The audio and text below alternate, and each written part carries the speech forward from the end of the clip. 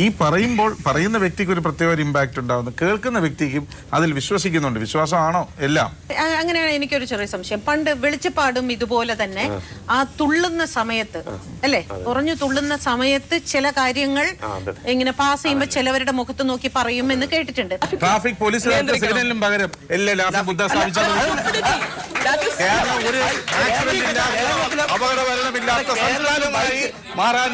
ആയിരക്കണക്കിന് കുട്ടികൾ അവിടെ വന്ന് പഠിച്ചു പോകുന്നുണ്ട് ഓരോ വർഷവും.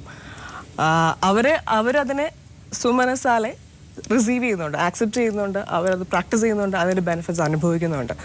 നമ്മളുടെ ഇടയിൽ കുറച്ച് സങ്കുചിത മനസ്സായിട്ടുള്ള അല്ലെങ്കിൽ മെന്റൽ അങ്ങനെ പലർക്കും പല ആറ്റിറ്റ്യൂഡ് ആയിരിക്കുന്നു. ഞാൻ തെറ്റു പറയുകയല്ല. ആയിരക്കണക്കിന് പേരുടെ പ്രവചനം നടത്തിയ ഒരു തിരുവനന്തപുരത്തുള്ള ഒരു പ്രമുഖ ജ്യോത്സ്യൻ ഇദ്ദേഹത്തിന്റെ മകൾ ഒരു ചെറുപ്പക്കാരനോടൊപ്പം നാട് വിട്ടു. അതേ ഇത് മുൻകൂട്ടി അറിഞ്ഞില്ലല്ലോ. നിശ്ചയിക്കുന്നതല്ല ജ്യോതിഷം. ജാതകശാൽ യഥാർത്ഥമായിട്ട് നമുക്ക് ശരിയാണെന്നുള്ളത് ഗ്രഹനില പ്രകാരം അറിയാം. ദാരിദ്ര്യമില്ലാതെയാക്കുക. അതിന് നിങ്ങൾക്ക് തന്നെ ആ ലാഫിംഗ് ബുദ്ധ എന്ന് പറയുന്ന പല രൂപങ്ങളുണ്ട്. ഇപ്പോ ഭാണക്കെട്ടുമായിട്ട് നടക്കുന്നത്, ഒരുപാട് യാത്ര ചെയ്യും എന്ന് ചിലർ പറയുന്ന കേൾക്കാം. ഇത് വീട്ടിൽ വെച്ചാൽ നിങ്ങൾ എപ്പോഴും യാത്ര പോയിക്കൊണ്ടേയിരിക്കും. പിന്നെ കോയിൻസ് ഒരുപാടുള്ള ഒരു ലാഫിംഗ് ബുദ്ധ, അങ്ങനെയല്ലേ ഡോക്ടർ? കേട്ടിട്ടില്ലേ അങ്ങനെ? അപ്പൊ ഒരുപാട് പണം വരും അല്ലെ. ഭക്ഷണത്തിന്റെ മുമ്പിലിരിക്കുന്ന ലാഫിംഗ് ബുദ്ധ ഒരിക്കലും ദാരിദ്ര്യം, ഭക്ഷണത്തിന് ദാരിദ്ര്യം, ഇങ്ങനെയാണ്. അതല്ലാതെ ഈ ഫെങ്ഷുയിലോ ഒരിക്കലും ഈ ഭാവി, ഒരാളുടെ ജനനം, മരണം, അത്തരം കാര്യങ്ങൾ പറയുന്നില്ലേ? ഫെങ്ഷുയി എന്നുള്ളത് പരക്കെ ആർക്കും അറിയാത്ത ഒരു സയൻസ് ആയിട്ട് ഇന്ന് മാറിയിട്ടുണ്ട്. എന്നുവെച്ചാൽ ആർക്കും എന്ന് പറയാൻ പറ്റില്ല, പ്രത്യേകിച്ച് കേരളത്തിലുള്ളവർക്ക്. ഫെങ്ഷുയി എന്ന് പറഞ്ഞു കഴിഞ്ഞാൽ ലാഫിംഗ് ബുദ്ധയാണ് അല്ലെങ്കിൽ ലക്കി ബാംബു ആണ് എന്നുള്ളൊരു ജനറൽ കോൺസെപ്റ്റിൽ അതവിടെ തളച്ചിട്ടേക്കപ്പെട്ടിരിക്കുകയാണ്. അതിനപ്പുറത്തേക്ക് അതിനൊരു എന്താ പറയുക, ഒരു സ്കോപ്പില്ല, അതൊരു സംഭവം മാറി. പക്ഷെ ആക്ച്വലി ഫെങ്ഷുയും ലാഫിംഗ് ബുദ്ധയും ലക്കി ബാംബും തമ്മിൽ ഒരു ബന്ധവുമില്ല. ഫെങ്ഷുയിൽ ഇപ്പോൾ നമ്മൾ പ്രൊഫഷണലായിട്ട് ഒത്തൻറ്റിക് ആയിട്ട് ഫെങ്ഷുയി പ്രാക്ടീസ് ചെയ്യുന്ന രാജ്യങ്ങളിൽ പോയാൽ അവരുടെ ഫെങ്ഷുയി സ്റ്റാളുകളിൽ 10,000-ൽ പരം ഫെങ്ഷുയി പ്രോഡക്ട്സ് ഉണ്ടാവും. അതിലൊന്ന് മാത്രമാണ് ഈ ലാഫിംഗ് ബുദ്ധ. അതല്ലെങ്കിൽ ലക്കി ബാംബു എന്ന് പറയുന്ന പഞ്ചഭൂതങ്ങളെ പ്രതിനിധീകരിക്കുന്ന ഒരു ചെടി. എന്നാൽ ഒരു ലക്കി ബാംബു നമ്മുടെ വീട്ടിൽ കൊണ്ടുവച്ചുകൊണ്ട് നമുക്കൊന്നും സംഭവിക്കാനും പോകുന്നില്ല. അത് അതിൻ്റെ പ്രൊപ്പോർഷനിൽ ചെടി ഇരിക്കേണ്ട സ്ഥലത്ത് ഇരിക്കണം. എന്നാൽ യഥാർത്ഥത്തിൽ ഫെങ്ഷുയി എന്ന് പറയുന്ന സയൻസ് ഫ്ലൈയിങ് സ്റ്റാർ എന്ന് പറയുന്ന ഒരു കാൽക്കുലേഷൻ മെത്തേഡിന്റെ ബേസിലാണ് വർക്ക് ചെയ്യുന്നത്. അത് ഇവിടുത്തെ ബഹുഭൂരിപക്ഷം കൺസൾട്ടൻസ് എന്ന് പറയുന്നവർക്ക് അറിയില്ല. എനിക്കറിയാവുന്ന സിനിമയിലുള്ള ഒരു വലിയ സംവിധായകൻ, അദ്ദേഹം നന്നായിട്ട് വളരെ സക്സസ്ഫുൾ ആയിട്ട് സിനിമ ചെയ്തുകൊണ്ടിരുന്നപ്പോൾ തന്നെ ഇനിയും അഭിവൃദ്ധി ഉണ്ടാവട്ടെ എന്ന് ഞാൻ കണ്ടതാണ്. വീട്ടില് 101 ബാംബു വീട്ടിൽ വാങ്ങി വെച്ചിട്ട് വീട് മുഴുവനും ഇങ്ങനെ കൂട്ടമായിട്ട്. കൂടുതൽ കടത്തിലേക്കാണ് അദ്ദേഹം പോയത്. എല്ലാം ബാലൻസിൽ പോകണം എന്നാണ്. പറയുന്നത് ഇറ്റ്സ് നോട്ട് ഒരു ചെടി വെക്കുന്നതോ ഒരു ലാഫിംഗ് ബുദ്ധ വെക്കുന്നതോ അല്ല. നമ്മള് ഒരു വീട്ടിലെ സൈറ്റിൽ പോയിട്ട് ആ വീടിന് 24 ഡിഫറെന്റ് കാൽക്കുലേഷൻസ് ഉണ്ടാവും ഓരോ പ്രോപ്പർട്ടിക്കും. അതിൽ ഏത് ഇപ്പൊ നോർത്ത് ആണെങ്കിൽ നോർത്ത് 1, 2, 3 അതിന് ഓരോന്നിനും ഓരോ കാൽക്കുലേഷൻ ആണ്. ഓരോ വർഷം ഇപ്പൊ ഞാനൊരു ഫ്ലാറ്റിലാണ് താമസിക്കുന്നത്. എന്റെ ഫ്ലാറ്റിൽ എപ്പോഴും കിഴക്കും പടിഞ്ഞാറും തെക്കും വടക്കും ഒന്നും പ്രോപ്പർ ആയിട്ടല്ല കിട്ടുന്നത്. ഇതെല്ലാം അല്ല, ഫ്ലാറ്റ് അങ്ങനെ വെക്കാൻ പറ്റുള്ളൂ. ഫ്ലാറ്റ് നമുക്ക് വീട് വെക്കുന്ന മാതിരി ഫ്ലാറ്റ് വെക്കാൻ പറ്റില്ല. ഈസി ആയിട്ട് അപ്ലൈ ചെയ്യാൻ പറ്റുന്ന ഒരു സയന്റിഫിക് മെത്തേഡാണ് ഫെങ്ഷുയി എന്ന് പറയുന്നത്. എന്നുവെച്ചാൽ ഏത് ഡയറക്ഷനിൽ നിന്നാണ് നമുക്ക് എനർജി വരുന്നതെന്ന് ചൂസ് ചെയ്ത് നോക്കിയിട്ട് അതിന്റെ ഡിഗ്രി നോക്കിയിട്ടാണ് ആ കാൽക്കുലേഷൻ ഫ്ലാറ്റിലേക്ക് സൂപ്പർഇമ്പോസ് ചെയ്യുന്നത്. നിങ്ങൾ ഓരോരുത്തരുടെ വീട്ടിൽ പോയിട്ട് പറഞ്ഞു കൊടുക്കുകയാണോ ചെയ്യുന്നത്? ആണോ ബാബു സാറേ? കേരളത്തിൽ എന്ന് പറയുന്ന ഒരു കാര്യം എന്ന് പറയുന്നത് ശരിക്കും നമ്മുടെ അല്ല, തെക്ക് പടിഞ്ഞാറേ മൂല എന്ന് പറയുന്നത് എന്തുകൊണ്ട് നമ്മൾ വാസ്തുവിൽ വെച്ചിരിക്കുന്നത് തെക്ക് പടിഞ്ഞാറേ മൂല എന്ന് പറഞ്ഞാൽ പഴയ കാലത്ത് ഒരു ഫാനിന്റെ സങ്കല്പം നമുക്കില്ല. ഉണ്ടോ? ഇല്ല. അപ്പോൾ യഥാർത്ഥമായിട്ട് കാറ്റ് വരുന്ന എവിടുന്ന നമ്മളെ കേരളത്തെ സംബന്ധിച്ച് കടൽ എന്ന് പറഞ്ഞാൽ തെക്കും പടിഞ്ഞാറുമാണ് അല്ലേ? ഇതെല്ലാം വിശ്വാസ സംഹിതയാണ്. ശാസ്ത്രത്തെ കൂട്ടുപിടിക്കാൻ നിങ്ങൾക്ക് ആർക്കും അവകാശമില്ല. ശാസ്ത്രം വളരെ ഡെവലപ്മെന്റ് ഇരിക്കണം. നിങ്ങൾ പറഞ്ഞ ശാസ്ത്രമൊന്നുമല്ല, ശാസ്ത്രത്തിന്റെ ഡെഫിനിഷൻ ഉണ്ട്. ഗവേഷണം ഉണ്ടായ ശാസ്ത്രം ഉണ്ടാവുള്ളൂ. നടത്തിയ ഇതൊക്കെ ഒരു വിശ്വാസ സംഹിതയാണ്. ജ്യോതിഷം ഒരു ശാസ്ത്രമല്ല, ജ്യോതിശാസ്ത്രമാണ് ശാസ്ത്രം. അസ്ട്രോളജി, അസ്ട്രോണമി മുൻകാലങ്ങളിലെ ലാഫിംഗ് ബുദ്ധ ഇത് കൊണ്ടുവച്ചാൽ പ്രശ്നം തീരുമെങ്കിൽ കുറെ ലാഫിംഗ് ബുദ്ധ അടിയന്തരമായി സിറിയയിലേക്ക് കയറ്റി അയക്കണം. അവിടെയാണ് ഇപ്പൊ പ്രശ്നമുള്ളത്. നടക്കുമോ? പാകിസ്ഥാനിലൂടെ അയക്കണ്ടേ? ദിക്കിന്റെ കാര്യം പാകിസ്ഥാനിൽ അയക്കണ്ടേ? അയക്കണ്ടേ? തീർച്ചയായിട്ടും അയക്കണം.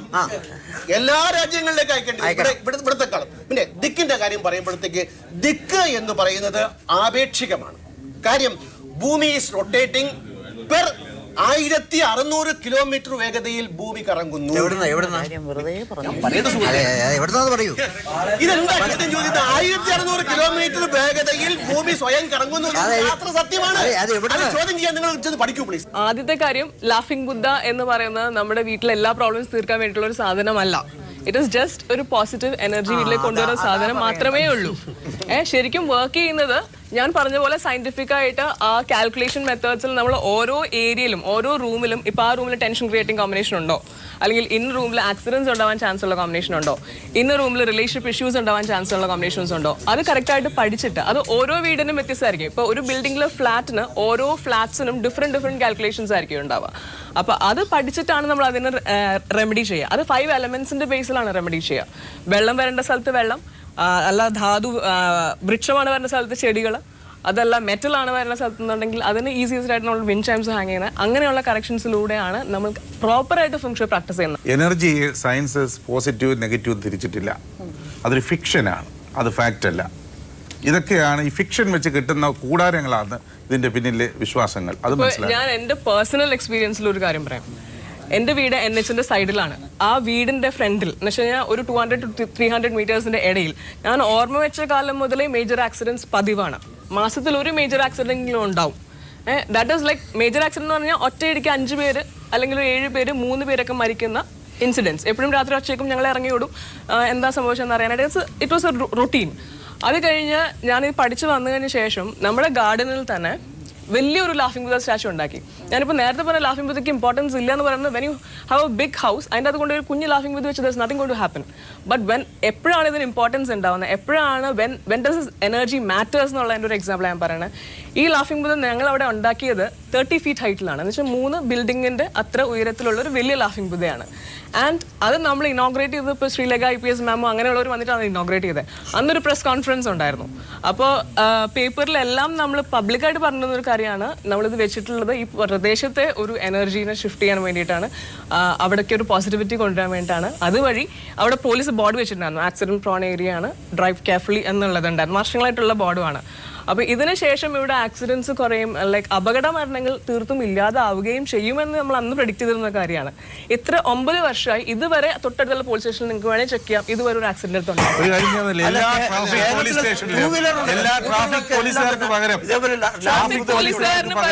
ട്രാഫിക് പോലീസുകാർക്ക് സിഗ്നലിനും പകരം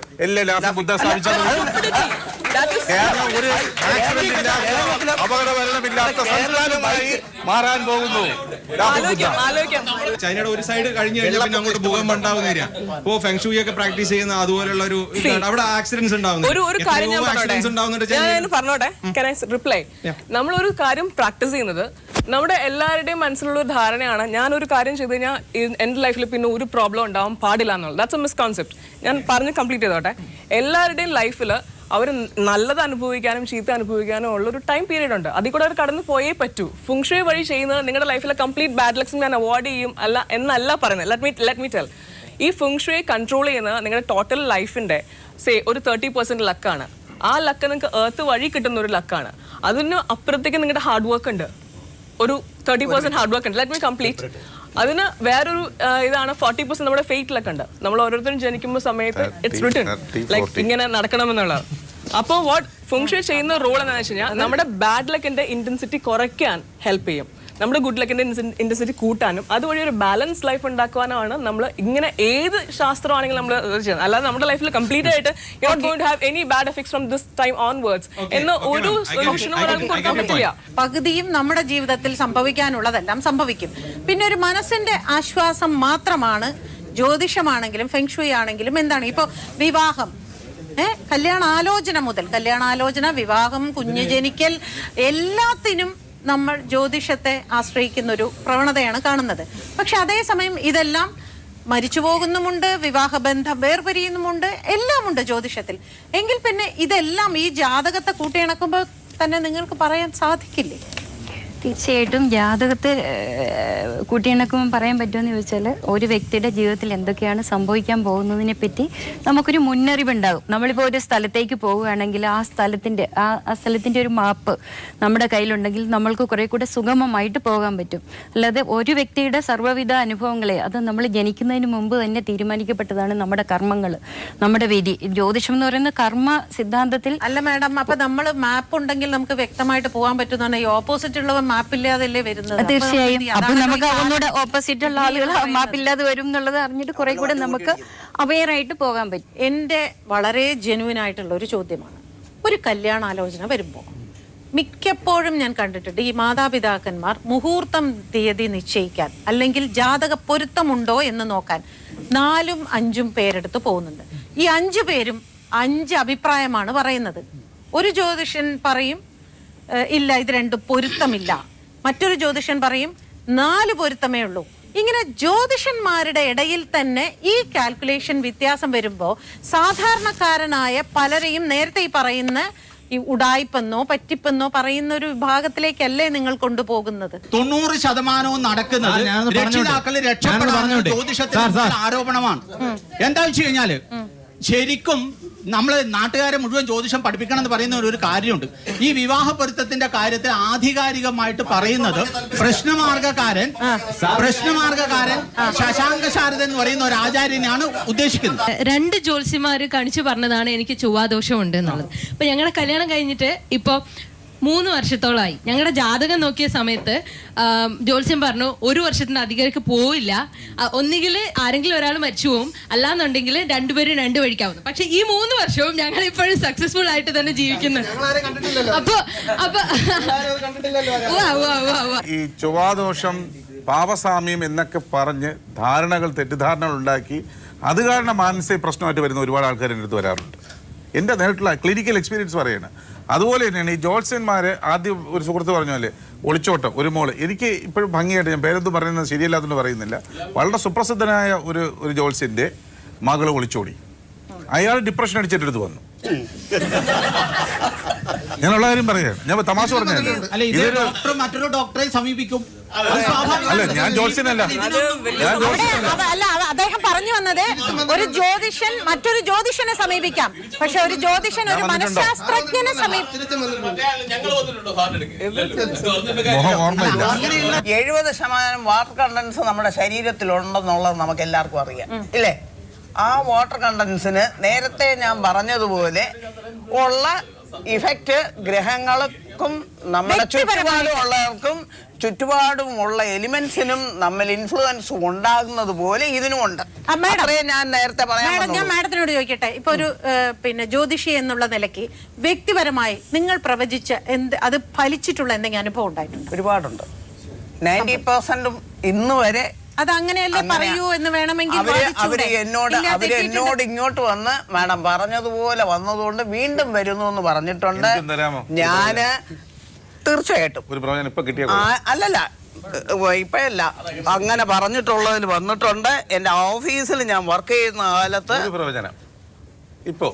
PM രുക്മിണി അമ്മ ഡെപ്യൂട്ടി ഡയറക്ടർ. അല്ലല്ല അദ്ദേഹത്തെ കുറിച്ചൊന്ന് പ്രവചിക്കാമോന്നില്ല. അദ്ദേഹത്തിന്റെ ഒരു കാര്യം ഇല്ല. ഞാൻ എങ്കിൽ ബാബു സാറിനോട് ചോദിക്കട്ടെ. ഒരു മിനിറ്റ് ബാബു സാർ ഒരുപാട് വീക്കിലികൾ അല്ലെ മാധ്യമങ്ങളിൽ എഴുതുന്നുണ്ട് അല്ലെ, എഴുതുന്നുണ്ട്. ഇതിൽ എത്രമാത്രം സത്യമുണ്ടെന്ന് പലപ്പോഴും എനിക്ക് തോന്നുന്നുണ്ട്. ഇപ്പൊ സാറിൻ്റെ അത് വായിച്ചു എന്നല്ല ഞാൻ പറയണം, മറ്റു പലരുടെയും വായിച്ചിട്ടുണ്ട്. ഈ 27 നക്ഷത്രം അല്ലെങ്കിൽ 12 മാസങ്ങളും എടുത്ത് വായിക്കുമ്പോൾ നമുക്ക് മനസ്സിലാവുന്നത് ഇതെടുത്ത് 12ാമത്തെ എടുത്ത് മറ്റിടത്തിട്ട് ഇങ്ങനെ ഒരു മിക്സിങ് ഇതിന്റെ ഇടയിൽ കാണുന്നുണ്ട്. അപ്പൊ ഇത് സത്യമാണ് ഈ പറയുന്ന വാരഫലം എന്ന് പറയുന്നത്? വാരഫലം എന്ന് പറഞ്ഞാൽ ലിമിറ്റേഷൻസ് ഉണ്ട്. ഒരു നക്ഷത്രത്തെ ബേസ് ചെയ്ത് മാത്രമേ ഈ കാര്യങ്ങൾ പറയുന്നുള്ളൂ. ആ ജ്യോതിഷമായിട്ട് നമുക്ക് 100% കമ്പയർ ചെയ്യാൻ പറ്റിയ പിന്നെ ഒരു സൈക്കോളജിക്കൽ എഫക്റ്റ് അത് ശരിക്കും പറഞ്ഞു.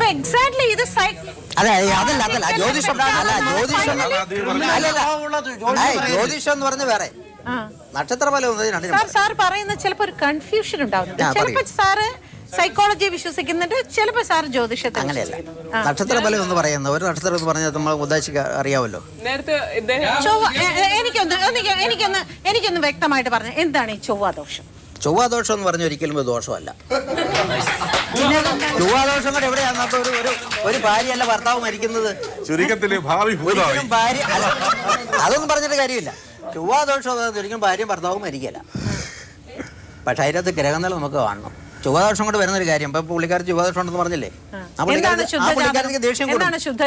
ആവട്ടെ, ആ പുള്ളിക്കാരിക്ക് ദേഷ്യം കൂടും. ഇല്ലെന്ന് പറയട്ടെ, പുള്ളി പറയട്ടെ. ഒരിക്കലും ഉണ്ടായിട്ടില്ല, അങ്ങനെ സംസാരിക്കാറില്ല. നമ്മുടെ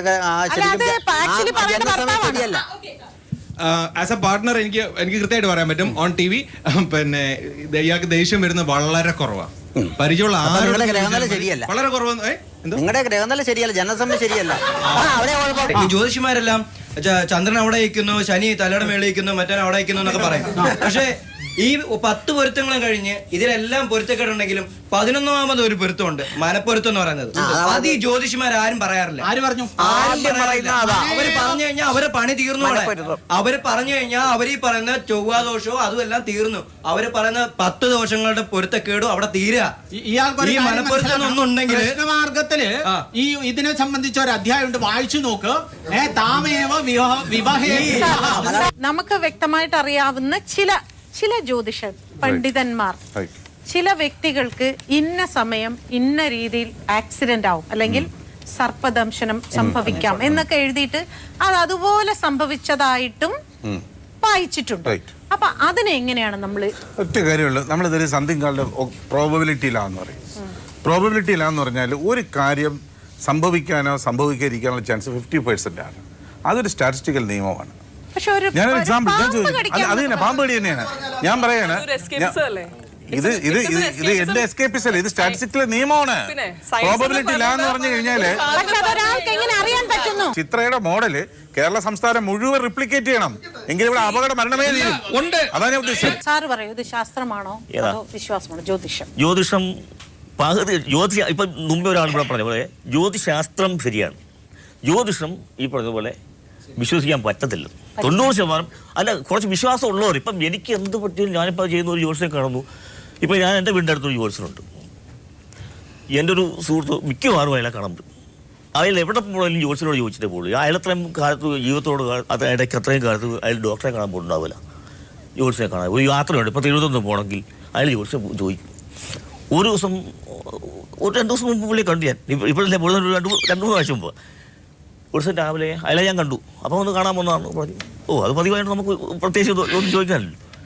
പിറ്റേ 2-3 ദിവസം കഴിഞ്ഞ് വന്നപ്പോൾ ഇവിടെ ഭയങ്കര ഒച്ചയും വീണം കേട്ടോ ഞാൻ ഇറങ്ങിച്ചെല്ലുന്നത്. അപ്പോൾ ഈ മനുഷ്യൻ തന്നെയാണ്, ഈ എപ്പോഴും തന്നെയാണ് കക്ഷി ഇത്രയും കൊല്ലങ്ങളായിട്ട് വന്നുകൊണ്ടിരിക്കുന്ന ഒരു മനുഷ്യനായത്. അപ്പോൾ ഞാൻ ചോദിച്ചു, എന്നാ പറ്റി സുഖമാനാണ് ചോദിച്ചു. അപ്പം ഞാൻ ഇന്നലെ പോയപ്പോൾ ജോൾസിനോട് പറഞ്ഞിട്ടു, ജോൾസിനോട് ചോദിച്ചിട്ടാണ് പോയത്. അപ്പോൾ പറഞ്ഞു, സമയം ശകലം ദോഷം ഒന്ന് ശ്രദ്ധിച്ചാൽ മതി, ഇവിടെ പോലും കുഴപ്പമില്ല ജോൾസ്യം പറഞ്ഞിട്ടുണ്ട് പറഞ്ഞു. ഞാൻ അത് പതിവ് പോലെ തന്നെ ശ്രദ്ധിച്ചിട്ടൊക്കെയാണ് പോയത്. അവിടെ ബസ് സ്റ്റാൻഡിൽ ചെന്നു, പട്ടി കടിച്ചു തന്നെ. അപ്പം ജോൾസിനോട് ചോദിച്ചു, അങ്ങനെ എനിക്ക് അയാൾ പട്ടിക്കൂട്ടി കയറുമെന്ന് എനിക്ക് പറയാൻ പറ്റുമോ ജോൾസും ചോദിച്ചു. ഇത് സമയം മോശം, ശ്രദ്ധിച്ച ആൾക്കാർ വരാൻ ശ്രമിക്കുന്നത്. സമയം മോശം എന്ന് പറയുന്നതല്ലേ ഈ ജ്യോതിഷം? അത് പറഞ്ഞു അങ്ങനെ പറഞ്ഞു. അത് മാത്രം അല്ല, അത് മാത്രം വിശ്വസിക്കുന്നവരെ കുറിച്ച് എനിക്ക് വലിയ പ്രയോജനമില്ല. അത് ശരി അറിയണം. നമ്മൾ എല്ലാവരും ജ്യോത്സ്യനെ കാണേണ്ട സാഹചര്യം വരുന്നുണ്ട്, കുടുംബത്തൊക്കെ ആയിട്ട് ബന്ധപ്പെട്ട് പോകുന്നുണ്ട്. ഞാനും പോയിട്ടുണ്ട്, ഞാൻ പോവുകയും ചെയ്യും, ഇനിയും പോയിട്ട് വരുമ്പോൾ പോകും. എന്ന് വെച്ചാൽ അത് മാത്രം എന്നെ നയിക്കുന്നു ഞാൻ പറയല. പക്ഷിയുമായി സംസാരിച്ചതിന് ശേഷം நீங்க ரொம்ப நேரமா சும்மாவே உட்கார்ந்துட்டு இருக்கீங்க இல்லையா? இப்போ அவர் முதல்ல ஒரு வார்த்தை சொன்னாரு, அதாவது நீங்க ட்ரைனிங் கொடுத்து தான் இதை நீங்க கார்டு எடுக்க வைக்கிறீங்க அப்படின்னு சொன்னாரு. நிஜமா அது? நீங்க ட்ரைனிங் கொடுக்குறீங்க, குழந்தைகளுக்கு சொல்லி கொடுப்பது போல நாம சொல்லி கொடுப்போம், சீட் எடுக்க சொல்வோம், அதுல இருந்து பழகிறது. அப்ப இத்தனாவது சீட்டு போதும் அப்படி நீங்க ஏதாவது சிக்னல் காமிப்பீங்களா? அதெல்லாம் சிக்னல்லாம் கிடையாது, அதெல்லாம் அவர் நம்பிக்கை, வேண்டாத ஒரு நம்பிக்கை. இப்போ இங்க உட்கார்ந்து இருக்கிற எல்லாருமே இது படிச்சு, அதாவது புஸ்தகம் வழியா படிச்சு அதை பத்தி ஆதிகாரிகமா பேசிட்டு இருக்காங்க. ஆனா நீங்க இது எதுவுமே இல்லாம தான் இது பண்ணிட்டு இருக்கீங்க இல்லையா? அப்ப உங்களோட மெத்தட் என்ன ஆக்சுவலி? இதுல தெய்வ படம் இருக்கு, அதை மட்டும் வச்சு, கடவுளை மட்டும் வச்சு பேசிட்டு நம்பிக்கை നമ്പിക്കை എന്ന വിശ്വാസം. അദ്ദേഹം പറഞ്ഞത് അതാണ്, വിശ്വാസമാണ്. എന്താണ് സാറിന്റെ ഒരു ഇത് ശാസ്ത്രമാണോ വിശ്വാസമാണോ? ജ്യോതിഷ ശാസ്ത്രമാണ്. വിശ്വാസം ഉള്ളത് കൊണ്ടാണ് ജ്യോതിഷന്മാരുടെ അടുത്ത് പോകുന്നത്, അസുഖം വരുന്നത് കൊണ്ടാണ് ഡോക്ടറെ അടുത്ത് പോകുന്നത്. അപ്പോൾ വിശ്വാസം ഉള്ളവരെ ജ്യോതിഷം ഉണ്ടാവും. ശാസ്ത്രത്തെയും നമ്മൾ വിശ്വസിക്കുകയാണോ ചെയ്യുന്നത്? ശാസ്ത്രം എന്നുള്ളത് പല ശാസ്ത്രങ്ങളുണ്ട്. വിജ്ഞാനം ശാസ്ത്രമാണ്, ഗണിതം ശാസ്ത്രമാണ്, ജ്യോതിഷം ശാസ്ത്രമാണ്. നമ്മൾ ഏടെടുത്താൽ നമുക്ക് നമ്മുടെ പ്രസന്റ്, ഫ്യൂച്ചർ, പാസ്റ്റ് എല്ലാം അറിയാൻ പറ്റും. അതിൽ എല്ലാം അറിയാൻ പറ്റും. എല്ലാം പറഞ്ഞിട്ടുണ്ട്. ഫ്യൂച്ചർ അസുഖങ്ങൾ എന്താണെന്ന് പറയാൻ പറ്റും. എന്തൊക്കെ അസുഖങ്ങൾ വരും, അല്ലെങ്കിൽ നേരത്തെ എന്തൊക്കെ വന്നിട്ടുണ്ട്, എല്ലാം അറിയാം. അസുഖങ്ങൾ എന്താണ് വരാൻ പോകുന്നത്, അതിനെന്താണ് എങ്ങനെയാണ് ചികിത്സിക്കേണ്ടത് എന്നുള്ളതെല്ലാം പറയുന്നുണ്ട്. ഒരുപാട് ആൾക്കാർ വരുന്നുണ്ട്. എനിക്ക് ചോദിക്കാനുള്ളത് ഗിരീഷ് സാർ, ഇപ്പോൾ നമ്മൾ ഈ കേട്ടിടത്തോളം ഇന്നും ഈ ജ്യോതിഷന്മാരുടെ അടുത്തേക്ക് ചെല്ലുന്ന ആളുകളുടെ എണ്ണം കൂടി വരികയാണ് എന്നാണ് തോന്നിയിട്ടുള്ളത്. അത് വിശ്വാസം കൊണ്ടാണോ അന്ധവിശ്വാസം കൊണ്ടോ? ഈ മനഃശാസ്ത്രപരമായിട്ട് എന്താണ് അത്? ഇല്ല, ഒന്നാമത്തെ നമ്മുടെ ജീവിതത്തിന്റെ സങ്കീർണത വളരെ കൂടുകയാണ്. അതിൻ്റെ ഫലമായി തന്നെ മാനസികാരോഗ്യ പ്രശ്നങ്ങളും വളരെ കൂടുകയാണ്. ആർക്കും പരസ്പരം വിശ്വസിക്കാൻ നിവൃത്തിയില്ല. ജീവിത പ്രശ്നങ്ങൾ, പ്രതിസന്ധികൾ കൂടി വരുന്നു. അപ്പോൾ നമുക്കൊരു സെർട്ടനിറ്റി ഒന്ന് പ്രവചിക്കാൻ പറ്റുമോ, എന്താവും എന്താവില്ല എന്നറിയാനുള്ള ആങ്സൈറ്റി, ഉത്കണ്ഠ ജനങ്ങൾക്ക് പൊതുവെ കൂടുന്നു. ആ കൂടുന്ന ഉത്കണ്ഠയെ കൂടുന്നു എന്നുള്ളത് മനസ്സിലാക്കിയത് കൊണ്ട് തന്നെ അതിനെ മുതലാക്കുവാൻ വേണ്ടിയുള്ള ഒരു കോർപ്പറേറ്റ് കൾച്ചർ നമ്മുടെ സമൂഹത്തിൽ ഇന്ന് വളരെ കൂടിയിട്ടുണ്ട്. അതുകൊണ്ട് ഇങ്ങനെ ആൾക്കാർ പോകുന്നതിന് ഒരു വ്യവസായവൽക്കരണത്തിൻ്റെ ഭാഗമായി ഭംഗിയായിട്ട് ഇന്ന് ചൂഷണം ചെയ്യുന്നതുകൊണ്ട് ഇത് കൂടുന്നു. ബാബു സാർ, ഒരു ജാതകത്തിൽ അല്ലെങ്കിൽ ആ വ്യക്തിക്ക് പ്രശ്നമുണ്ടെങ്കിൽ അതിനൊരു പ്രശ്ന പരിഹാരം നിർദ്ദേശിക്കുന്നു. ഞാൻ ആദ്യം തന്നെ പറഞ്ഞിട്ടുണ്ട്, ഇതിൽ ബേസിക്കലി സയൻസ്. അപ്പൊ സാറ് ദേവപ്രശ്നം നടത്താറുണ്ടോ? ദേവപ്രശ്നമൊന്നും പോകാറില്ല. ദേവപ്രശ്നം എന്ന് പറഞ്ഞാൽ ദേവന്റെ പ്രശ്നം എന്ന് പറയുന്നത് തന്നെ ശരിയല്ല. ദേവൻ എന്നാ പ്രശ്നം? ദേവൻ ഒരു പ്രശ്നമില്ല. ഇപ്പൊ ഞാൻ സാറിന്റെ അടുത്ത് വന്ന് പറയാണ്, സാർ എനിക്ക് കുറെ നാളുകളായിട്ട് എനിക്കിപ്പോ പണിയൊന്നുമില്ല, പണ്ടത്തെ മാതിരി ഞാൻ ബിസി ഒന്നുമല്ല, ഇതിനൊരു പരിഹാരം പറഞ്ഞു തരും. പരിഹാരം പറഞ്ഞു തരണമെങ്കിൽ ശരിക്കും അത് എന്ന് പറയുന്നത് ജനസമയം നമുക്ക് വേണം, ഗ്രഹതല വേണം. പരിഹാരം ഒന്നാണ് പറയത്തില്ല. പ്രാർത്ഥന നമുക്ക് ജീവിതത്തിൽ നമുക്ക് നല്ലതാണ്. പരിഹാരം എന്ന് പറഞ്ഞൊരു വലിയ പരിഹാരം പിന്നീട് കടന്നു വന്നത്. പരിഹാരം എൻ്റെ അകത്ത് പറഞ്ഞിട്ടില്ല. നമുക്ക് പ്രാർത്ഥിക്കാം. പ്രാർത്ഥന പരിഹാരമല്ലേ? അതെ, പ്രാർത്ഥിക്കാമല്ലോ. പ്രാർത്ഥന പരിഹാരമല്ലേ? അതെ, അത് പ്രാർത്ഥിക്കാം. പരിഹാര പൂജ ചെയ്യുന്നതിനെ പറ്റി ഞാനീ പറഞ്ഞത്. അതെ, ശരിക്കും നമുക്ക് യഥാർത്ഥമായിട്ട് പരിഹാര ക്രിയകളിൽ സാർ വിശ്വസിക്കുന്നില്ല. ഇല്ല, തട്ടിപ്പാണ് എന്ന് ഞാൻ വിശ്വസിക്കുന്നില്ല. തട്ടിപ്പെന്ന് ഞാൻ പറയുന്നില്ല. അപ്പൊ ഓരോരുത്തരുടെ ബിസിനസ് അല്ലേ, നമുക്കതേ പറ്റി പറയാൻ പറ്റിയല്ലോ. അല്ല, മേഡം പറയൂ, ശാന്ത മേഡം പറയൂ.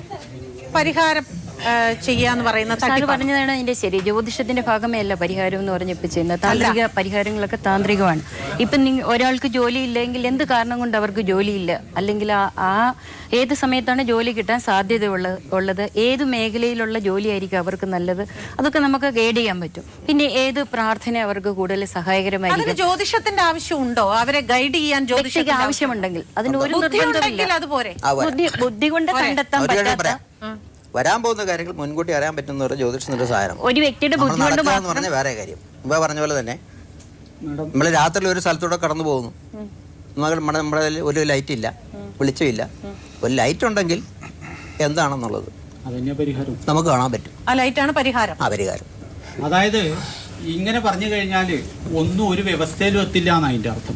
അതായത് പരിഹാരമില്ല എന്ന് പറഞ്ഞു കഴിഞ്ഞാൽ പിന്നെ ജീവിതം വ്യർത്ഥമായി പോകും. പരിഹാരമില്ലെന്ന് പറഞ്ഞില്ലല്ലോ. ഒരു സമൂഹത്തിനെ അതിന് വേണ്ട നിലയിൽ അതിന്റെ ഏറ്റവും നല്ല, അതിന്റെ സുഗമമായ നിലയിൽ കൊണ്ടെത്തിക്കാൻ വേണ്ടിയിട്ടാണ് സകല ശാസ്ത്രങ്ങളും പ്രവർത്തിക്കേണ്ടത്.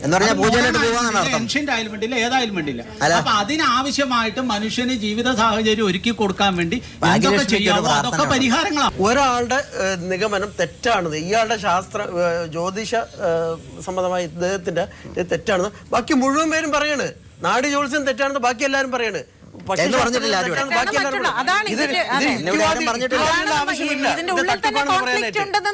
മുപ്പതാമത്തെ വയസ്സില് പിന്നെ മരണപ്പെടുന്നു, അപകടത്തിൽ മരണപ്പെടുമെന്ന് പറഞ്ഞ ഒരു വ്യക്തി അദ്ദേഹം 28ാമത്തെ വയസ്സായപ്പോൾ ആത്മഹത്യ ചെയ്തു.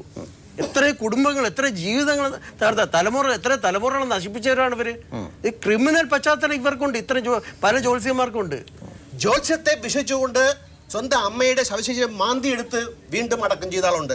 ജ്യോത്സ്യത്തെ വിശ്വസിച്ച് കുട്ടിയെ നിലത്തടിച്ച് കൊന്ന ജ്യോതിഷം, ഇതൊക്കെ മനുഷ്യവിരുദ്ധമായ. അത് തന്നെ പറയുന്നുണ്ട്. ഇതിന്റെ ഇടയിൽ കള്ളന്മാര് തന്നെ പറയുന്നുണ്ട്. ഇതെല്ലാം കള്ളന്മാരാണ്. അതായത് അശാസ്ത്രീയമായ ഒരു വിഷയത്തെ ഞങ്ങൾ നല്ലവര് ബാക്കിയുള്ളവർ മോശമെന്ന് പറയുന്നത് അത് ശരിയല്ല. ഇത് അശാസ്ത്രീയമെന്ന് തെളിയിക്കപ്പെട്ട് കഴിഞ്ഞപ്പോൾ അതിനകത്ത് ഞങ്ങൾ നല്ല ആളുകളാണ്, ബാക്കിയുള്ളവർ മോശം എന്ന് പറയുന്നത് ഇതൊരുമാതിരി ഒളിച്ചോടലാണ്. ഇപ്പൊ ബാബു സാറിനെ സംബന്ധിച്ച് ഒരു 10 വയസ്സായ ഒരു കുട്ടിയെ കൊണ്ട് ബാബു സാറിന്റെ അടുത്തേക്ക് വളരെയധികം പ്രശ്നമുള്ള പല രീതിയിലുള്ള മാനസികപരമായിട്ടും വിദ്യാഭ്യാസപരമായിട്ടും സാമൂഹികപരമായിട്ടും പ്രശ്നമുള്ള ഒരു കുട്ടിയെ കൊണ്ടുവന്നാൽ സാർ എന്തായിരിക്കും പരിഹാരം പറഞ്ഞു കൊടുക്കുന്നത്? പരിഹാരം എന്ന് പറയുന്നത് മെഡിക്കൽ സയൻസിൽ അറിയാമല്ലോ, അങ്ങനെ പറഞ്ഞിട്ടുണ്ട്, മരുന്ന് കഴിക്കണം. അപ്പൊ സാർ അത് അങ്ങോട്ട് വിടും? അങ്ങനെ തന്നെ പറ്റുള്ളൂ, അല്ലാതെ യാതൊരു കാര്യമില്ല. മെഡിക്കൽ ആയിട്ട് 10 വയസ്സിൽ ഒരിക്കലും ഒരു കുട്ടിക്ക് ഒരിക്കലും മെന്റൽ സ്ഥാനം ഉണ്ടാകില്ല. കാര്യമില്ല. അങ്ങനെയാണെങ്കിൽ താങ്കൾ എന്ത് ചെയ്യും? അതുപോലെ ഒരു കുട്ടി താങ്കളുടെ അടുത്തേക്ക് വരികയാണെങ്കിൽ താങ്കൾ എന്ത് ചെയ്യും? അയാളുടെ ജാതകമോ പ്രശ്നമോ 2 തലത്തിലും നോക്കണം. അതിനുള്ള പരിഹാരം എന്താണെന്ന് ചോദിച്ചാൽ പരിഹാരത്തിന് ക്രമമുണ്ട്. 1 ജപം, ഹോമം, അർച്ചനം, തർപ്പണം, മന്ത്രം, ഔഷധം, ഇങ്ങനെ പല ക്രമമുണ്ട്. അപ്പൊ എന്താ വെച്ചാൽ ചില രോഗങ്ങള് പ്രാർത്ഥന കൊണ്ടും ഇതൊക്കെ കൊണ്ട് പോകും, പരിഹാരം കൊണ്ട്. ചിലത് ഹോമം ചെയ്യണം, ചിലത് ഔഷധം ചെയ്യണം. അതിന് യോഗത്തില് നമ്മൾ ജാതകം നോക്കിക്കഴിഞ്ഞാൽ ഗ്രഹഗോചരം എന്ന് പറയും. ആ ഗ്രഹഗോചരത്തിൽ തന്നെ ഉണ്ട്. അപ്പൊ ചിലതിന് ഔഷധം കൂടിയേ പറ്റൂ എന്ന് പറയും. അപ്പൊ എന്ത് വേണം? അവർക്ക് ഔഷധവും കൂടി നിശ്ചയിക്കണം, അല്ലാത്തവർക്ക് പരിഹാരം നിശ്ചയിക്കണം. ഇപ്പൊ ഒരു ഉദാഹരണം പറഞ്ഞു കഴിഞ്ഞാൽ അടനയോഗം എന്ന് പറഞ്ഞിട്ട് ഒരു യോഗം ഇതിലുണ്ടെങ്കിൽ അയാൾക്ക് ചുറ്റി സഞ്ചരിക്കാനുള്ള യോഗം. അപ്പൊ അതുകൊണ്ട് ഒരുപാട് പ്രയാസങ്ങൾ അനുഭവിക്കാനുണ്ട് എന്ന് പറഞ്ഞാൽ നമ്മൾ എന്ത് ചെയ്യണം? കുറച്ച് മനഃശാസ്ത്രപരമായിട്ട് കൂടി നമ്മൾ ഇടപെടണം. ഊഹാപോഹ പടു എന്നാണ് ജ്യോതിഷിക്ക് പ്രശ്നമാർഗകാരൻ തന്നെ പറയുന്ന പേര്. ജ്യോതിഷിനെ സംബന്ധിച്ച് മനഃശാസ്ത്രവും കൂടെ പഠിച്ചിരിക്കുന്നതാണ്. ഒരു ജ്യോതിഷി തന്ത്രശാസ്ത്രം, മന്ത്രശാസ്ത്രം, വാസ്തുശാസ്ത്രം, ശില്പശാസ്ത്രം, ആയുർവേദം, ഇങ്ങനെയുള്ള സമന്വയ ശാസ്ത്രമായിട്ടാണ് ജ്യോതിഷം പ്രവർത്തിക്കുന്നത്. ഈ ശാസ്ത്രങ്ങളൊക്കെ പഠിച്ചിട്ട് വേണം ജ്യോതിഷിയായിട്ട് വർക്ക് ചെയ്യാൻ. അല്ലാണ്ട് 6 മാസം കൊണ്ട് ഒരു ജ്യോതിഷി സർട്ടിഫിക്കറ്റും കൊണ്ട് നാട്ടുകാരെ പറ്റിക്കുന്നതിന് ജ്യോതിഷം എന്ന് പറഞ്ഞുകൂടാ. അതിന് വ്യഭിചാര ശാസ്ത്രം എന്നാ പറയേണ്ടത്. ശരിക്കും പഠിച്ച് നാട്ടുകാർക്ക് പ്രയോജനപ്പെടുന്ന നിലയിൽ ഇതിനെ ഭാവാത്മകമായിട്ട് ഉപയോഗിക്കാനാണ് ശാസ്ത്രം. അതിനു വേണ്ടിയിട്ടാണ് പഠിക്കണം എന്ന് പറയുന്നത്. സർ, അങ്ങനെയാണെങ്കിൽ എന്റെ ഒരു വ്യക്തിപരമായ ഒരു ചോദ്യം. ഇപ്പൊ താങ്കൾ പറയാണ് ഒരു പ്രശ്ന പരിഹാരത്തിന് വരുന്ന ഒരാളോട് നിങ്ങൾ ഇന്ന ക്ഷേത്രത്തിൽ പോയി ഇത്ര ദിവസം സഹസ്രനാമാർച്ചന ചെയ്യുക, അതല്ലെങ്കിൽ ധാര ചെയ്യുക എന്ന് നിങ്ങൾ പറയുന്നു. ഇന്ന് ക്ഷേത്രങ്ങളിൽ അത് താങ്കൾ പ്രവചിക്കുന്ന, താങ്കൾ നിർദ്ദേശിച്ച രീതിയിലാണ് നടക്കുന്നത് എന്ന് താങ്കൾക്ക് ഉറപ്പ് പറയാൻ പറ്റുമോ? അവിടെയാണ് നമ്മൾ ശ്രദ്ധിക്കേണ്ടത്. ഈ പരിഹാരത്തിൽ എന്താണ് അർത്ഥം? അവിടെയാണ് നമ്മൾ ശ്രദ്ധിക്കേണ്ടത്. ഒരു ജ്യോതിഷി പരിഹാരം വിധിക്കുമ്പോൾ അയാൾ കുറച്ച് യുക്തിബോധത്തോടു കൂടി പെരുമാറണം. എന്തിനും പരിഹാരം മറ്റുള്ളവരെ കൊണ്ട് ചെയ്യിക്കുക എന്നുള്ളതല്ല. പൂജയും മന്ത്രവാദവും അല്ല എല്ലാത്തിനും പരിഹാരം. അവനവൻ ശീലിക്കേണ്ട ചില ശീലങ്ങളുണ്ട്. രാവിലെ എഴുന്നേൽക്കുക, കുളിക്കുക, ജപിക്കുക, പ്രാണായാമം ചെയ്യുക, ഇതൊക്കെ പരിഹാരമാണ്. ഈ ജ്യോതിഷി അവിടെ ജ്യോതിഷ പലകയിൽ ഇരിക്കുന്നതിന് മുമ്പ് ചെയ്യാനുള്ള ഒരു നിത്യകർമ്മം പഠിക്കുമ്പോൾ നമുക്കത് മനസ്സിലായില്ലേ? അപ്പോൾ പരിഹാരം എന്ന് പറഞ്ഞാൽ നിങ്ങൾ പറഞ്ഞ പോലെ ഈ മന്ത്രവാദം ഇങ്ങനെ സിനിമയിൽ കാണിക്കുന്ന പരിഹാരങ്ങളല്ല പരിഹാരങ്ങൾ. പരിഹാരത്തിന് പല തലങ്ങളുണ്ട്. ഒന്നുമില്ല. ഒരു ഉദാഹരണം ഞാൻ പറഞ്ഞുതരാം. എന്റെ ജാതകം നോക്കിയിട്ടുള്ള ഒരു അനുഭവം ഞാൻ പറഞ്ഞുതരാം. എന്റെ ജാതകത്തില് 12 ബുധനാണ്. ഈ ജാതകം സൂചകമാണ് എന്ന് പറയാനുള്ള ഒരു കാരണം ഇതാണ്. 12 ബുധനായി കഴിഞ്ഞാൽ എന്താന്ന് വെച്ച് കഴിഞ്ഞാൽ വിദ്യ തടസ്സപ്പെടാനുള്ള സാധ്യതയുണ്ട്. അപ്പോൾ അതിന്റെ കാലം ഏതാണെന്ന് ഞാൻ ഗണിച്ചെടുത്തു. എന്നിട്ട് എന്ത് ചെയ്തു എന്ന് ചോദിച്ചു കഴിഞ്ഞാൽ എൻ്റെ പ്രീ ഡിഗ്രി വിദ്യാഭ്യാസം പകുതിക്ക് വെച്ച് ഞാൻ കട്ട് ചെയ്ത് സംസ്കൃത ഫീൽഡിലേക്ക് കയറി. മനസ്സിലായില്ലേ? അതുകൊണ്ട് ഞാൻ ഇന്ന് ഇവിടെ ഒരു കോളേജ് പ്രൊഫസറായിട്ട് ഇരിക്കുകയാണ്. കാരണം എനിക്ക് എന്നെ സഹായിച്ചത് എൻ്റെ ജാതകത്തിലെ ഈ ഒരു വിവരമാണ്. മനസ്സിലായില്ലേ? അതിനെ ഞാൻ ഭാവാത്മകമായിട്ട് ഉപയോഗിച്ചത് കൊണ്ടാണ് ഇവിടെ എത്തിയത്. ഇല്ലെങ്കിൽ ഞാൻ എന്ത് പറ്റുമെന്ന് വെച്ച് കഴിഞ്ഞാൽ ഒരു പ്രീ ഡിഗ്രി പാസ്സായി ഏതെങ്കിലും ഒരു ഡിഗ്രി എടുത്ത് ആ നിലയിൽ പോയിരിക്കും. മനസ്സിലായില്ലേ? അപ്പൊ എനിക്ക് ഒരു മാർഗനിർദ്ദേശം നൽകാൻ ഇത് സാധിച്ചിട്ടുണ്ട്. ഇതുപോലെ പലർക്കും ചെയ്യാൻ നമുക്കും സാധിക്കും. ഇന്ന് ഇപ്പോ ഇവിടെയും പലരും പറഞ്ഞു ആളുകൾ കൂടി വരുന്നേ ഉള്ളൂ ഈ വിശ്വാസത്തിൽ. അപ്പൊ അതേക്കുറിച്ച് ഇന്നത്തെ ഒരു ജീവിതാവസ്ഥയിൽ ഇത് നിർബന്ധമാണ് മനുഷ്യർക്ക് എന്നുള്ളൊരു അവസ്ഥയിലേക്ക് എത്തി നിൽക്കുന്നുണ്ട്.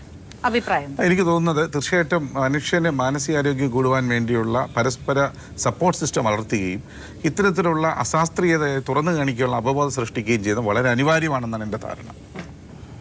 ഓക്കെ, ചിത്രയെ സംബന്ധിച്ച് ചിത്ര നമ്മുടെ ഭാരത സംസ്കാരത്തിൽ പറയുന്ന ഈ ജ്യോതിഷവും ആ ജ്യോതിഷവും ഇത് രണ്ടും കൂടി വിശ്വസിക്കുന്നുണ്ടോ, അതോ ഫെങ്ഷുയി എന്ന് പറയുന്ന ഒരു വിശ്വാസത്തിൽ മാത്രം വിശ്വസിക്കുന്ന ഒരാളാണോ? ഞാൻ തറവായിട്ട് പഠിച്ച ഒരു കാര്യത്തെക്കുറിച്ച് മാത്രമേ അഭിപ്രായം പറയാൻ പാടുള്ളൂ എന്ന് ആഗ്രഹിക്കുന്ന ഒരാളാണ് ഞാൻ തറവായിട്ട് പഠിച്ചു എന്ന് ഉള്ള വിശ്വാസമുള്ളൊരു സബ്ജക്റ്റാണ് ഫെങ്ഷുയി. അത് ഇപ്പോൾ അദ്ദേഹം നേരത്തെ പറയാണ്ടായി തെക്ക് പടിഞ്ഞാറ് ഭാഗത്താണ് മാസ്റ്റർ ബെഡ്റൂം പാടുള്ളൂ. എന്നാൽ നമ്മുടെ ഒരു ശാസ്ത്രം എല്ലാവർക്കും ഒരു കോമൺ റൂളുണ്ട്. ഇപ്പോൾ കിഴക്കോട്ട് തലവെച്ച് കിടക്കേണ്ടത് അത്യാവശ്യമാണ്. അങ്ങനെയുള്ള കുറച്ച് ഇതുണ്ട്, ജനറൽ റൂൾസ് ആണ്.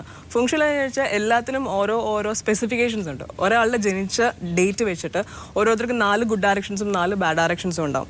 അപ്പോൾ അതിൽ ഒന്ന് അയാളുടെ വെൽത്തിൻ്റെ ഡയറക്ഷനാണ്, ഒന്ന് ഹെൽത്തിൻ്റെ ഡയറക്ഷനാണ്. ഇപ്പോൾ അദ്ദേഹം നേരത്തെ ഡയറക്ഷൻസ് ഇല്ല എന്ന് പറഞ്ഞു. അങ്ങനെയാണ് ഈ മൈഗ്രേറ്ററി ബേർഡ്സ് ഒക്കെ ഒരു കോണ്ടിനെന്റിൽ നിന്ന് മറ്റേ കോണ്ടിനെന്റിലേക്ക് എങ്ങനെയാണ് ഫ്ലൈ ചെയ്യണം? വേറെ ആപേക്ഷികം. Very good. ഒരു കുഞ്ഞു കുട്ടിയെ നമ്മൾ ആദ്യം തന്നെ ജനിച്ച് ഒരു ഫ്യൂ മന്ത്സ് ആയ കുട്ടിയെ നമ്മൾ നേരെ കിഴക്ക് തല വെച്ച് കിടത്തി. കുറച്ച് കഴിയുമ്പോൾ കുട്ടി റൊട്ടേറ്റ് ചെയ്യാൻ തുടങ്ങും അല്ലേ?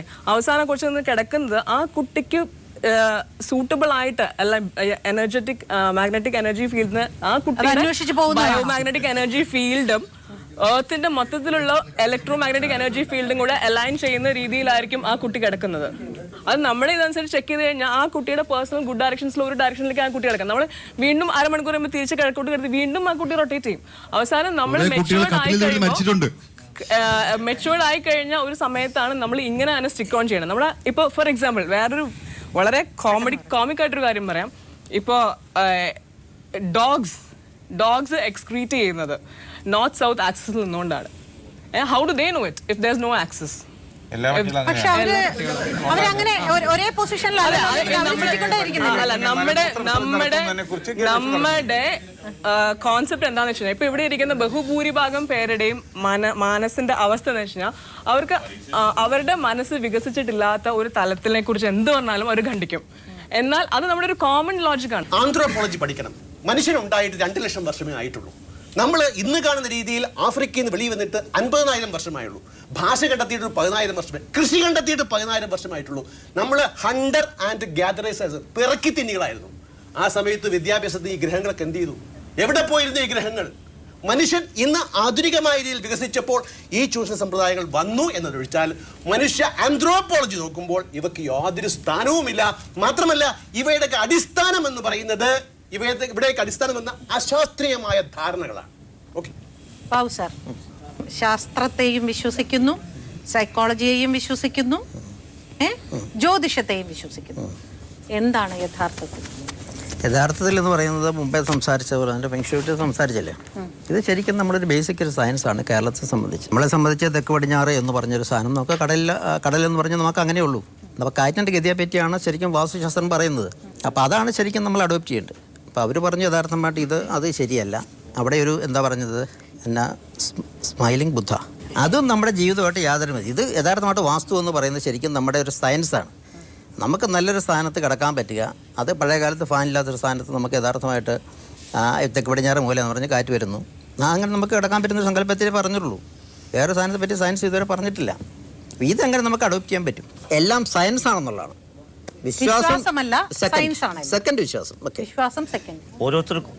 ഓരോന്നും വിശ്വസിക്കുന്നവരാ, ഇല്ലെന്ന് വിശ്വസിക്കുന്നവർ. ഞാൻ ആരുടെയും വിശ്വാസത്തിൽ ഈ പ്രബല വിപ്ലവം ഉണ്ടാക്കണമെന്ന് ഞാനില്ല.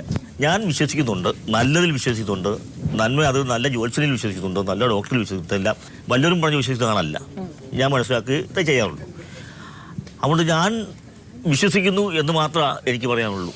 അല്ലാതെ അതുതന്നെ എൻ്റെ എല്ലാം ഞാൻ വിശ്വസിക്കുന്നത് മറ്റുള്ളവർ വിശ്വസിക്കുന്നത് എനിക്ക് അടിച്ചേൽപ്പിക്കാൻ താല്പര്യമില്ല. അവർ വിശ്വസിക്കുന്നത് ഞാൻ വിശ്വസിക്കണമെന്നില്ല. വേറെ ആൾ പറഞ്ഞാൽ ഞാൻ വിശ്വസിക്കുകയില്ല. എനിക്ക് വിശ്വാസമുള്ളത് ഞാൻ വിശ്വസിക്കും. അത് ഇനി മരണം വരെ അങ്ങനെ പോകുകയും ചെയ്യും. ഇതൊരു നம்பிக்கை மட்டும்தான். தன்னம்பிக்கை தன்னம்பிக்கை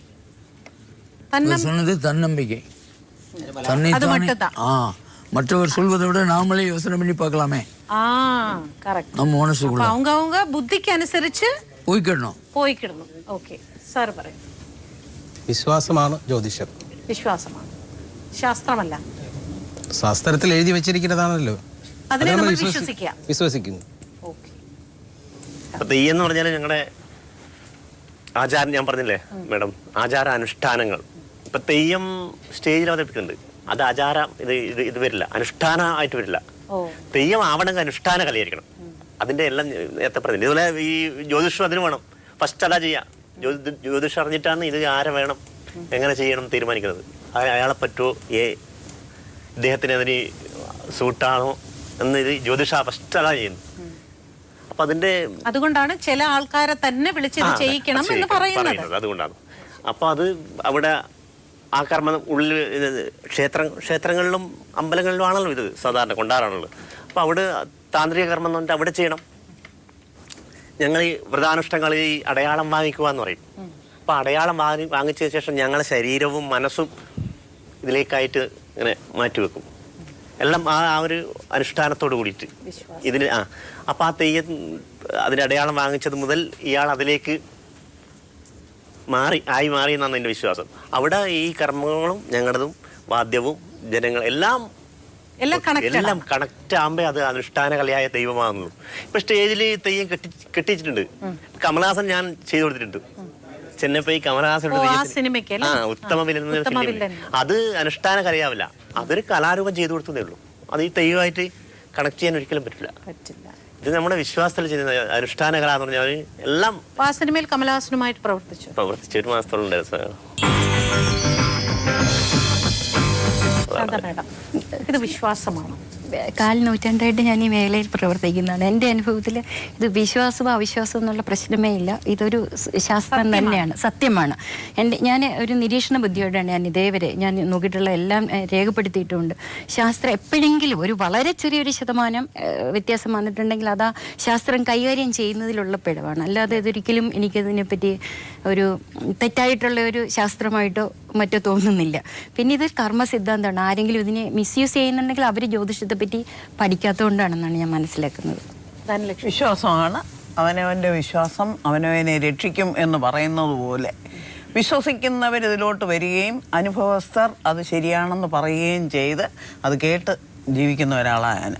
എനിക്ക് ജ്യോതിഷം സെക്കൻഡറിയാണ്. പെൻഷനുണ്ട്. ഗവൺമെൻറ് സർവീസിൽ നിന്ന് റിട്ടയറായി. സ്റ്റാറ്റിസ്റ്റിക്കൽ ഇൻവെസ്റ്റിഗേറ്ററായിട്ട് ഞാൻ റിട്ടയർ ആയതിനു ശേഷം എൻ്റെ ടൈം പാസ് ആഫ്റ്റർ 60 ഞാൻ ചെയ്യുന്ന ഒരു വർക്കാണിത്. ഒരിക്കലും ഇതൊരു ബിസിനസ് അല്ല. തരുന്നത് അവർ ദക്ഷിണ എന്ന് പറഞ്ഞ് വയ്ക്കുന്നതല്ലാതെ ഇതുവരെ ഡിമാൻഡ് ചെയ്തിട്ടില്ല. അവർ തന്നില്ലെങ്കിൽ ഒരു പരാതിയുമില്ല. ദക്ഷിണ വെക്കാതെ ജ്യോതിഷം പറയാൻ പാടില്ല എന്നുണ്ടോ? ഒരു ശാസ്ത്രം അങ്ങനെയുണ്ട്. കാരണം ഏതിനും ഒരു റിവാർഡ്, 1 രൂപ, ഒരു 10 രൂപയാണെങ്കിലും വെച്ചിട്ട് പ്രശ്നം പറയുക. അങ്ങനെ സ്റ്റാച്യൂലാണ്. വേറെ വലിയ എക്സ്പെൻസ് ഒന്നുമില്ല. സ്വന്തം സ്ഥലത്താണ് ഇട്ടേക്കുന്നത്. അതുകൊണ്ട് യാതൊരു പ്രശ്നവുമില്ല. ബുക്ക് വായിക്കുകയാണ് മെയിൻ ഹോബി. ഇത് തീർച്ചയായിട്ടും ഇത് മനുഷ്യന് ഗൈഡൻസ് ആയിട്ട് ഉപയോഗിക്കാൻ പറ്റിയ ഒരു ശാസ്ത്രമാണെന്നുള്ള കൂടുതലും ജ്യോതിഷന്മാരുടെ അടുത്ത് പോകുമ്പോൾ അവരെല്ലാവരും കമ്പ്യൂട്ടറിലാണ് ഇതെല്ലാം ഫീഡ് ചെയ്തത്. എനിക്കത് അറിയത്തില്ല. സംബന്ധിച്ച് അത് എഴുതുകയാണല്ലേ? ഞാൻ ഗണനവും പ്രഡിക്ഷനും എല്ലാം ഇത് കാരണം എനിക്ക് അറിയത്തില്ല. എൻ്റെ അച്ഛനിൽ നിന്ന് കിട്ടിയതാണ് ഈ ഒരു ഇത്. അച്ഛൻ സെക്രട്ടേറിയറ്റിലായിരുന്നെങ്കിലും അച്ഛനാണ് ബേസിക് ഗുരു. അത് കഴിഞ്ഞ് 82 മുതൽ ഞാൻ പ്രഡിക്റ്റ് ചെയ്യാറുണ്ട്, കറക്റ്റ് ചെയ്യാറുണ്ട്. ഇവിടെ ഭാഗ്യ അവിടുത്തെ മുത്തുസ്വാമി സാറിൻ്റെ അടുത്ത് പഠിച്ചിട്ടുണ്ട്. ഒരു 3-4 സ്ഥലത്ത് ഇതിൻ്റെ പിറകെ തന്നെ ഓടി പഠിച്ച ആളാണ്. തീർച്ചയായും ഇതൊരു വിശ്വാസം മാത്രമല്ല, ആളുകൾക്ക് ഗൈഡൻസ് ആയിട്ട് അവരെ യങ്സ്റ്റേഴ്സിനെയും എൽഡേഴ്സിനെയും എല്ലാവരെയും ഒരു ഇൻഡിക്കേഷൻ കൊടുത്ത് അവരെ നല്ല പാതയിലേക്ക് നയിക്കാൻ പറ്റിയ സയൻസ് എന്ന് ഞാൻ അനുഭവം കൊണ്ട് പഠിച്ച ആളാണ്. അതുകൊണ്ട് ഇത് എനിക്ക് വളരെ ഇഷ്ടവും. ഇതൊരു ഇരട്ടത്താപ്പാണ്. കാര്യം ഇവരുടെ കുട്ടികളെ സ്കൂളിൽ വിടുമ്പോൾ, ശാസ്ത്ര ക്ലാസ്സിൽ വിടുമ്പോൾ ഉരുണ്ട ഭൂമിയെക്കുറിച്ച് പറയുന്നുണ്ട്. ഭൂമി എന്ന് പറയുന്ന ഗ്രഹത്തെക്കുറിച്ച് പഠിപ്പിക്കുന്നുണ്ട് ജിയോഗ്രഫി ക്ലാസ്സിൽ. പക്ഷേ നേരെ മറിച്ച് ഇവർ ഭൂമി എന്ന് പറയുന്ന ഗ്രഹത്തെക്കുറിച്ച് ഇവരുടെ ഈ ജ്യോത്സ്യത്തിൽ പറയുന്നില്ല. ഇനി ഈ ഏറ്റുമാനൂർ ശിവകുമാർ സാറിന് അദ്ദേഹത്തെ കുറിച്ച് ഈ പണ്ട് യക്ഷികൾ സാരി കൊടുത്താൽ, വെള്ള സാരി കൊടുത്താൽ യക്ഷികൾ ഇറങ്ങുന്ന കാലം മാറി. ഇപ്പം ചുരിദാറിട്ട യക്ഷി അദ്ദേഹം എഴുതിയിട്ടുണ്ടോ? ചുരിദാർ ഇടുന്ന യക്ഷി. ശാസ്ത്രം ടെക്നോളജിയൊക്കെ മാറുന്നു. അതിനനുസരിച്ച് ജ്യോത്സ്യത്തിൽ യാതൊരുവിധ മാറ്റവും ഇല്ല. 148ാമത്തെ സ്ഥാനത്താണ് ഇന്ന് നമ്മുടെ രാജ്യം. എല്ലാവിധ അന്ധവിശ്വാസങ്ങളും എല്ലാവിധ തട്ടിപ്പുകളും വന്ന് അടിഞ്ഞുകൂടുന്ന ഈ രാജ്യത്താണ്. നമ്മുടെ രാജ്യത്തെ മാനവശേഷി വികസനത്തിൻ്റെ കാര്യത്തിൽ 148ാം സ്ഥാനത്ത് നിൽക്കുകയാണ്. ഇതൊക്കെ തന്നെ കാരണക്കാരാണ്.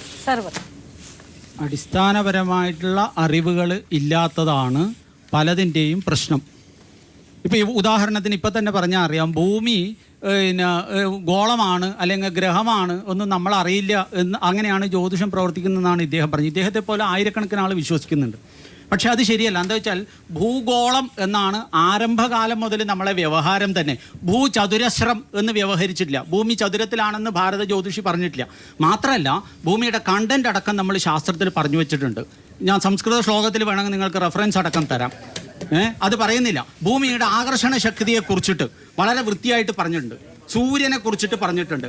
9 ഗ്രഹങ്ങളെ ഉള്ളൂ എന്ന് പറഞ്ഞു. അതും തെറ്റാണ്. ജ്യോതിഷത്തില് ശ്രീസൂര്യാദി സർവഗ്രഹേഭ്യോ നമ ആദിത്യാദി നവഗ്രഹേഭ്യോ നമ എന്ന് പറഞ്ഞിട്ട് ഒരു ജ്യോതിഷി നിത്യവും നമസ്കരിക്കുമ്പോൾ 9 ഗ്രഹങ്ങളല്ല.